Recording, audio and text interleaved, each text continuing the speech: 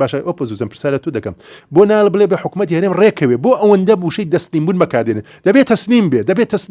تەسنیم بێ باشە ئەمە بە دەپای چی تەسلیمین ئەگە قرار بوو تەسلیم بین کوڕی خەڵکمان بۆ بکوژدا بۆ شۆڕشمان کرد بۆ ڕاپەڕینمان کرد بۆ کیمیابەران و ئەنفال کراین بۆ خۆڕاگریمان کرد لە سەرمەشقی کارەکانمان ئێمە لە کۆرونا تەنیا بووین لە هاتنی شەڕی داعش حکوومەتی عێراقی بەتەنیا هێشتەوە لەم بابەتەی کە هەیە هەمووی بەتەنیا جێشتینەوە کاکە ئەی باشە بوجێ وەپەرهێنان ئەی بوجەی تەشغیلی ئەوەی کە تایبەتە بە پارێزگاکان ئەی پۆرت و دۆلار ئێوە هەمووی داهاتە ئەی بۆ نەماندێتێ یعنی بەس موچەمان بداتێ ئێ باشە موچە بەشێکە لە داهاتی گشتی بۆیە کاک نەهرو ئەمە زۆر جیایە بۆیە پێم وایە سیاسەتی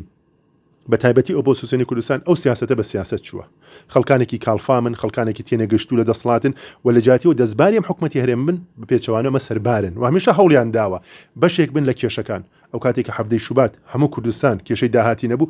ئیخوانن مسلمین بۆ بەزمی کرد بۆ یەکگرتووە کێشەی دروست کرد حەزبێکی بیجامە لە پێی بێ هەڵوێستی کە مەجموعەی خەڵک بە دەمامک بە کوردی قساکە جلی کوردی لەبەرێتی بەڵام ناخێکی دەروون ڕەش و پیسی هەیە بەرام بەهرمی کوردستان وانی تریش شادزێک دروست بووە